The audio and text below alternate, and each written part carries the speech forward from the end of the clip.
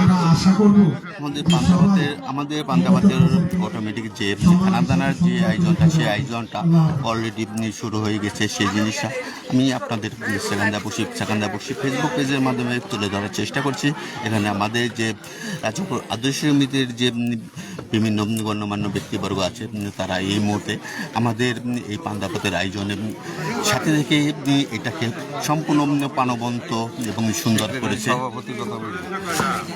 আমি আপনাদের দেখাচ্ছি আমাদের এখানে যে আগত যে রাজাপুর আদর্শ সমিতির সকল সদস্য এখানে এক এক পান্তাভাত খাচ্ছে, সেই জিনিসটা আপনাদের মাঝে আমি তুলে ধরে দেখানোর চেষ্টা করছি। এবং এখানে যে প্রচুর পরিমাণ যে আমাদের গ্রামে যে আবার বৃদ্ধ বনিতা যে শিশু কিশোররা এখানে আসছে, তাদের আপনার দেখাচ্ছি একে একে তারা পান্তাভাত নিচ্ছে এবং পান্তাভাত খাচ্ছে। এবং তাদের যে একটা উৎসাহ, তাদের মধ্যে যে একটা আবেগ কাজ করে, সেই জিনিসটা আমি তুলে ধরে দেখাচ্ছি। আর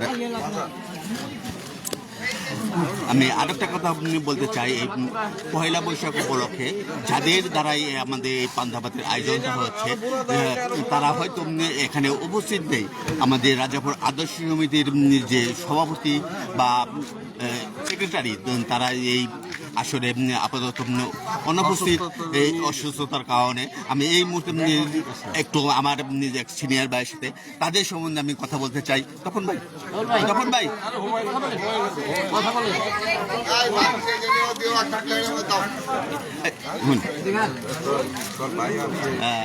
আমাদের যে আজকের যে অনুষ্ঠানটা যারা আয়োজন করেছেন, যারা মেন দুজন মানুষ এখানে অনুপস্থিত, তাদের সম্বন্ধে আপনি একটু বলবেন, তারা কেন আসতে পারে নাই এই অনুষ্ঠানটায়? আমাদের সম্মানিত সভাপতি এবং সেক্রেটারি তাদের শারীরিক অসুস্থতার জন্য বিদেশে আছেন। ইনশাআল্লাহ আপনারা সবাই দোয়া করবেন এবং আজকের এই রাজাপুর আদর্শ সমিতির পয়লা বৈশাখের শুভেচ্ছা জানাচ্ছি, নববর্ষের শুভেচ্ছা। এবং এই আদর্শ সমিতির পক্ষ থেকে আমি সবাইকে শুভেচ্ছা জানাচ্ছি। ঠিক আছে, ভালো থাকবেন। আর আমিও রাজাপুর আদর্শ সমিতির যে সভাপতি সেক্রেটারি, তারা যে অসুস্থতা আছে, তাদের যে সুস্থতা কামনা করার জন্য আপনাদের সকলের কাছে দোয়া চাই এবং তারা যেন ভালোভাবে চলতে পারে, ফিরতে পারে এবং আমাদের মাঝে আবার চলে আসে, সেই জিনিসটা আমি সেকেন্ডার বক্সি সরাসরি আপনাদের মাঝে দেখাচ্ছি। এই মুহূর্তে আমি চলে যাচ্ছি আমাদের এখানে বিভিন্ন যে প্রমিলা, বিভিন্ন বয়সের তারা এখানে আসছে এই পান্তাভাতের অনুষ্ঠানটাকে প্রাণবন্ত করার জন্য আমি তুলে ধরে দেখাচ্ছি। এবং শিশু থেকে শুরু করে কিশোর, এই যে আসলে এটা হচ্ছে একটা ভ্রাতৃত্ব বন্ধন। মহিলা মেম্বার তার হাজবেন্ডকে পান্তাভাতে যে খাওয়িয়ে দিয়ে ভ্রাতৃত্ব বন্ধনটা আরো মজবুত করছে, সেই জিনিসটা।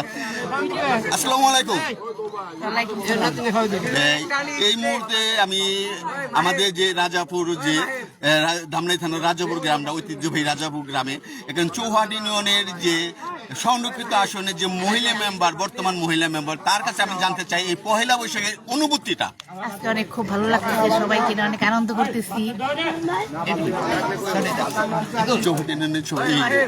আপনি ওয়ার্ডের সবাইকে নবশিশু চৌহাটি ইউনিয়ন 1 নং চৌহাটি ইউনিয়ন, আমি 4, 5, 6 ওয়ার্ডের মহিলা মেম্বার। সবার জন্য শুভেচ্ছা, পহেলা বৈশাখ শুভেচ্ছা, সবাইকে ধন্যবাদ। তার সাথে সাথে সেকেন্ডার বক্সিকেও ধন্যবাদ। আপনাকে অনেক অনেক ধন্যবাদ জানাচ্ছি আমার পক্ষ থেকেও আপনাকে স্পেশালভাবে নববর্ষের শুভেচ্ছা। এবং এখানে যে নাতি যে নানাকে যে পান্তাভাত খাওয়াচ্ছে, সে দাদাকে পান্তাভাত খাওয়াচ্ছে, সেই জিনিস আপনারা দেখতে পাচ্ছেন। এবং ভালোবাসা রইল, নববর্ষের শুভেচ্ছা রইল।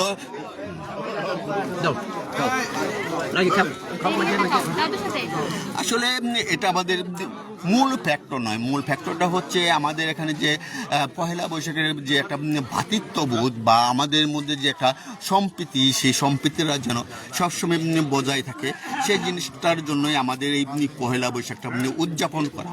এবং আপনারা এই ধরনের কৃষ্টি কালচার সবসময় আপনারা সেকেন্ডার বক্সি ফেসবুক পেজের মাধ্যমে আপনারা দেখতে পারেন এবং বই সাথেও দেখতে পারবেন। এবং আমরা আমার এই পেজ ইসলামের কৃষ্টি কালচার বলুন বা বাঙালির যে সংস্কৃতি বলুন সেগুলো সবসময় তুলে ধরার জন্য আমি চেষ্টা করি এবং কতটুকু পারি সেটা আপনারা বলবেন।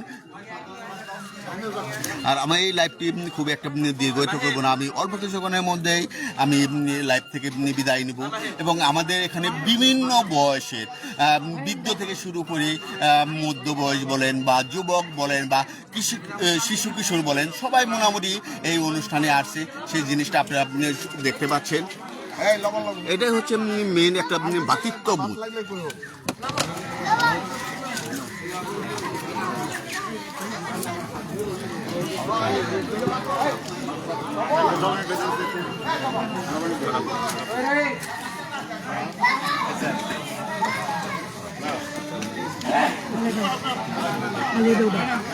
Halido.